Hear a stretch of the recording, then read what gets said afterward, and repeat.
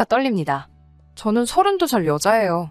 남편은 저보다 4살 많고 결혼한 지는 4년째입니다. 결혼할 때 시가에서 2억 정도 들여서 집을 해줬어요. 남편이 결혼 전에 모아둔 돈 일부까지 포함된 돈이었고요. 집을 알아보는 동안 의견 차이가 있어서 결혼하고 나서 반년 정도는 월세방을 구해서 살림을 시작했습니다. 경기도권 신축으로 들어가 살자는 걸 제가 재개발 노리고 구축 아파트에 들어가자고 해서 결국에는 제 말대로 구축 아파트로 들어갔는데 재개발은 안 됐지만 아파트 값이 그때 대비해서 지금 2배나 뛰었습니다. 집값 오른 거 가지고 생색은 엄청 내요. 시댁도 시댁이지만 남편이 자기 덕분에 우리가 앞으로 10년은 모아야 할 돈이 한 번에 들어온 거 아니겠냐며 엄청 난리부르스예요. 집값 오른 거 당연히 좋은 일이지만 가계부 관리하는 저로서는 사실 와닿지도 않아요. 이 집이 2배 올랐다고 해서 다른 집이 안 오른 것도 아니고 더 늦기 전에 아이도 가져야 하는데 13평짜리 방 한 칸 비좁아 터진 아파트에 살면서 아이를 어떻게 키우냐는 생각도 듭니다. 이사를 생각 안 해본 건 아니지만 말한 대로 다른 집도 올라서 선택권이 넓은 것도 아니고 그래서 그냥 기억 없이 재건축만 기다리고 있네요. 시어머니는 그냥 집이 좁으면 어떠냐고 늦기 전에 아이를 먼저 가지라고 하는데 제가 육아 때문에 직장을 그만두면 그만큼 수입도 줄어들어서 가게도 어떻게 될지 확신도 안 서고요. 또 이사를 가고 싶어도 재건축이 언제 될지도 모르니 섣불리 나섰다가 지금 집값 2배 정도 뛴 거 가지고도 저렇게 노래를 부르는데 행여나 재건축돼서 집값이 또 뜨게 되면 어떤 원망을 들을까봐 말도 못 꺼내고 있어요. 시가에서 집 해줬다고 저 결혼할 때 뭐 기우는 결혼한 거? 그런 건 절대 아닙니다. 월급도 큰 차이가 나는 건 아니지만 신랑보다는 제가 조금 더 벌어요. 집이 좁아서 혼수 채우기가 애매하니 그만큼 현금 해단도 많이 했고 시아버지 오래된 연식 자동차 끌고 다니시는 거 신형으로 바꿔드리기까지 했어요. 혼수에 결혼 비용까지 2,500이면 끝날 거 차 바꿔드리고 현금 해단까지 하고 그래서 저희도 물론 시댁 쪽 지원금에 비해 적은 돈이긴 하지만 이것저것 다 더하니 8천 가까이 들었습니다. 결혼할 때부터 시가에서 집 해준다고 생색내는 남편 때문에 더 무리한 부분도 있고 남들 강남 신축에서 시작하는 신혼부부들도 있는데 서울 외곽에 지은 지 30년 된 아파트 받으면서 기우는 결혼하는 것 같은 느낌 주는 게 싫었어요. 그래서 그만큼 결혼 비용 부담하면서 결혼 후에도 양가에는 똑같이 하자고 약속 아닌 약속을 했어요. 네 돈 내 돈 하는 것도 그래서 각자 월급에서 200씩 생활비 통장에 보내서 생활비나 달달이 나가는 비용, 경조사비에 양가에 보내드리는 용돈까지 공평하게 갈라서 내고 더 하고 싶은 게 있으면 그건 월급에서 남은 돈 각자 관리하면서 쓰고 싶은데 쓰기로 했습니다. 양가에 똑같이 하자는 약속은 당연히 지켜질 거라고 생각은 하지 않았지만 적어도 노력은 할 줄 알았는데 제 우산이었습니다. 전반적으로는 잘 지켜지는 것 같았지만 사소한 것들이 항상 문제였어요. 예를 들자면 제가 시댁에서 일하는 만큼 남편은 처가에서 널브러져서 편하게 있는 것 같은 거요. 그런 사소한 것까지 꺼내자니 제가 너무 졸렬한 사람이 되는 것 같기도 하고 굶두고 대충대충 하기는 하지만 명절날 친정에 가면 설거지라도 하려고 하거나 청소기 돌리는 정도는 도와줬기 때문에 그냥 참았습니다. 저는 결혼하고 처음 몇 달 동안은 시댁에 못해도 일주일에 한 번씩은 안부 전화 드리고 했어요. 그런데 어느 날 친정아버지랑 통화하고 있는데 우리 사위도 잘 지내지? 하고 물어보시더라고요. 저는 남편이 당연히 알아서 안부 전화 정도는 드리고 있는 줄 알았는데 결혼하고 몇 달이 지난 상황인데도 단 한 번도 먼저 연락한 적이 없다고 하시더라고요. 어이가 없었지만 그것도 그냥 넘어갔습니다. 대신에 저도 그날 이후로 시댁에 안부 전화를 한 통도 하지 않았어요. 어느 날 남편이 시어머니 연락을 받았는지 저한테 와서 묻더라고요. 왜 요즘에 우리 집에 안부 전화 안 드리느냐고요. 당당하게 안 한다고 대답했더니 이유도 묻지 않고 저를 가르치려 들었어요. 자식이 결혼했는데 어떻게 지내는지 궁금해하시지 않겠냐고. 자식 된 도리로 전화를 드려야 한다고 하는 거예요. 여태 나 혼자만 시댁에 전화 드린 건 생각도 하지 않고 씨부리는 게 너무 화가 나서 괜히 시비가 걸고 싶어지더라고요. 그래서 신랑에게 왜 자기 집에 내가 전화를 드려야 해? 라고 못 알아들은 척 물어봤어요. 자식 된 도리 어쩌고 하면서 방금 했던 말을 그대로 재방송을 하더라고요. 그래서 대번에 저도 나는 우리 부모님 자식이 아니라서 오빠가 전화 안 드리는 거였어? 라고 되물었어요. 그 말에 신랑이 인상을 있는 대로 치푸리면서 장모님께는 제가 전화드리면 되지 않느냐고 하더라고요. 지가 전화 못하는 건 아직 어색해서 조금 불편해서 그런다고 하면서요.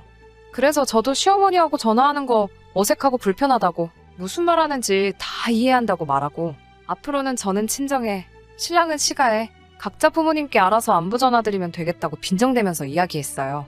그때 처음으로 남편이 본심을 말했습니다. 어떻게 부부가 똑같이 하냐고. 네가 하는 게 같은 여자끼리고 더 살가우니까 더 좋아하실 거 아니냐고 하더군요. 그걸로 한참을 네가 하네 내가 하네 싸우다가 신랑도 고집부리고 결국 결론이 안 날 것 같아서 그냥 앞으로 전화는 각자 부모님께 알아서 하는 걸로 이걸로 다시 이야기하지 않기로 확실하게 못 받고 마무리 지었습니다. 그렇다고 진짜로 아예 안 한 건 아니에요. 처음처럼 매주 연락드리는 건 아니지만 가끔씩 안부도 묻고 하고 있어요. 최소한의 도리라고 생각하거든요. 남편은 그 뒤로도 아예 결혼하고 단 한 번을 우리 부모님께 먼저 연락드린 적은 없지만 퇴근하고 같이 있을 때 한 번씩 전화 바꿔주고 하니 그냥 그걸로 하고 있다는 셈 치고 위안 삼으려고 했어요. 아무튼 사건은 최근에 벌어지게 됩니다. 제가 회사 생활 5년간 하면서 한 달에 5만 원씩 따로 적금을 들어놓은 게 있어요. 어머니 환갑 때 지중해로 크루즈 여행 한번 보내드리려고요. 그 적금이 만기가 돼서 잠깐 예금 통장에 들어왔어요. 이자 조금 해서 돈이 어느 정도 목돈이 되어 있더라고요. 어머니 환갑까지는 몇 년이 더 남았으니 새로 적금 가입하고 요즘 시국도 시국이고 지중해 크루즈 여행이 생각보다 비용이 비싸서 몇 년 더 모아야겠더군요. 그런데 남편이 통장 조회를 했는지 이 돈이 뭐냐고 물어보더라고요. 엄마 환갑 때 두 분 크루즈 여행 보내드리려고 모아둔 거라고 결혼 전부터 모으고 있던 돈이라고 말해줬어요. 그랬더니 우리 부모님은 어쩌고? 이러고 있더라고요.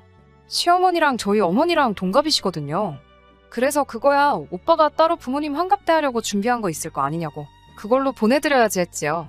그랬더니 자기는 따로 모은 게 없다고 이 집 살 때 전 재산 다 쓴 거라고 하더라고요. 아직 양가 어머님 환갑까지는 시간이 있으니까 그럼 지금부터라도 모아서 어디 가까운 일본 료칸 여행이라도 보내드리면 되지 않겠냐고 했어요. 그랬더니 대번에 니네 엄마는 크루즈 여행 보내고 우리 엄마는 온천으로 때우려고 하는 거냐며 성질을 박박 내며 뭐라고 하네요. 어이가 없어서 나는 이거 결혼 전부터 계속 모으고 있던 거라고 내가 우리 엄마 아빠 보내주려고 모은 걸 왜 나누냐고 시부모님 여행 보내드리고 싶으면 지금부터라도 열심히 모으라고 했어요. 그랬더니 대번에 결혼 전이래봐야 1년밖에 더 되냐고 결혼하고 나서도 모아왔으니 그건 엄연한 횡령이라고 하면서 입에 거품을 물면서 발악을 하더군요. 억지 좀 부리지 말라고 각자 생활비 통장에 돈 넣고 남은 돈 관리하기로 하지 않았느냐고 내가 이만큼 모을 동안 오빠가 못 모은 게 오빠 잘못이지 그게 내 잘못이냐고 한바탕 싸웠어요. 남자가 그 돈 가지고 어떻게 사회생활 하냐고 군말 없이 꼬박 생활비 통장에서 돈 안 빼쓰는 것만으로도 감지덕지하라면서 호통을 치는 말에 나라고 사회생활 안 하냐고 나도 일 때문에 만나는 사람 많은데도 다 모으지 않았냐고 하니 대답을 못하고 있었어요. 결국에는 안 되겠다 싶었는지 집값 오른 이야기를 또 꺼내더군요. 제가 그만큼 돈을 모을 수 있는 게 다 누구 덕분이냐면서 집 해준 시부모님 덕분 아니겠냐면서 남들 뼈 빠지게 대출이자 갚을 때 편하게 살고 있는 게 누구 덕분인지 생각해보라고 그깟 몇백만 원이 아까워서 그걸 가지고 치사하게 구냐고 정색을 하면서 덤벼들더라고요. 시부모님 여행 보내드리는 게 돈이 아까워서 그러는 건 줄 아냐고 엄연히 나도 쓰고 싶은 거 참으면서 모은 돈이고 오빠가 앞으로 돈을 모아서 시부모님 우주여행을 시켜드리든 저는 신경 안 쓴다고 효도하고 싶으면 저한테 대신 시킬 생각 하지 말고 직접 하라고 했어요. 너 잘났다라면서 네 맘대로 하라고 하고는 기어이 그날은 밖으로 뛰쳐나가 외박을 하고 들어오더라고요.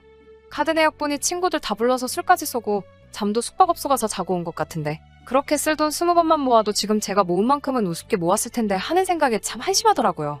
진짜 문제는 얼마 지나지 않아서 생겼어요. 명절날 친정에서 저녁 식사하고 나서 텔레비전 채널 이리저리 돌리다가 볼만한 게 없어서 옛날 드라마 재방송 보고 있었어요.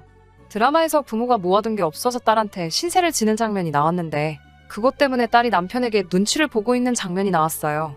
친정부모님이 그 장면 보고 무슨 자식이 노후 대책도 아니고 자식한테 너무 피해를 준다면서 혀를 차셨어요. 평소에는 우리 부모님 불편하다고 말도 안 붙이던 남편이 괜히 맞다고 결혼이 무슨 회사 인수합병 하는 것도 아니고 자기도 그 말이 100번 맞다고 생각한다고 맞장구를 치더라고요. 그러고 돌아오는 차 안에서 진지한 표정으로 저한테 물어보더라고요. 혹시 장인장모님 노후 대책은 다 되어 있으시냐고요. 다 되어 있는 건 맞았는데 왠지 기분이 쎄해서 알려주기가 싫었어요. 그래서 워낙에 그런 거 잘 말씀을 안 해주셔서 잘 모르겠다고 대답했는데 남편 표정이 아주 가관이었습니다. 그러고 나서 하는 말이 노후 대책이 안 되어 있으면 큰일인데 이러면서 걱정하더라고요. 그게 무슨 뜻이냐 물었더니 앞으로 큰 집으로 이사가면 시부모님을 모시고 살 계획이었는데 장인장모님이 노후 대책이 안 되어 있으면 어떡하냐고 원망하듯이 말하더라고요. 시부모님을 모시고 산다니 그건 결혼 전에도 하지 않은 이야기고 양가 똑같이 하기로 하지 않았느냐고 따졌어요. 나도 맞이인데 노후 준비가 돼 있으신다고 한들 어디 아프시기라도 하면 그게 시부모님이든 친정부모님이든 자식들이 모셔야 되는 게 도리이지 않느냐고 했더니 또 정색을 하면서 집값 오른 이야기를 또 꺼내더군요. 우리 부모님이 집 해주지 않았냐고 친정에서는 해준 게 없지 않냐면서 당연히 집값을 내줄 만큼 노후 준비를 못하신 게 맞으니 시부모는 우리가 모시고 사는 게 맞다는 논리를 펼치더라고요. 친정에서 비교적 적게 한 건 맞지만 친정 부모님 노후 준비는 이미 제가 시집 가기 전에 다 끝난 상태였어요.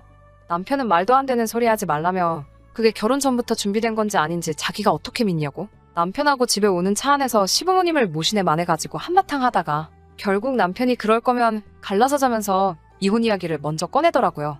단기간 결혼을 한 경우에 재산 분할이 각자 해온 것을 회수하는 식으로 진행되는 걸 알고나 있냐고 이혼당하기 싫으면 자기한테 잘하라는 듯이 이야기를 하더군요. 혼수면 시아버지 바꿔드린 차를 가져온다고 해도 감가상각이 적용되기 때문에 제가 손해볼 거라는 걸 알고 이혼하자는 말에 겁먹을까봐 꺼낸 말 같았어요. 그런데 매번 이런 식으로 대화가 오고 갈 때마다 집값 오른 걸 가지고 생색내는 것도 짜증나고 더 이상 견디기 힘들어서 저도 같이 이참에 아예 갈라서자고 했습니다. 나중에 후회하지 말라고 호통을 치는 모습을 보니 아주 역겹더라고요. 얼마 뒤에 이혼 전문 변호사를 찾아갔는데 제 경우에는 남편이 알고 있던 사실하고는 조금 다르더라고요.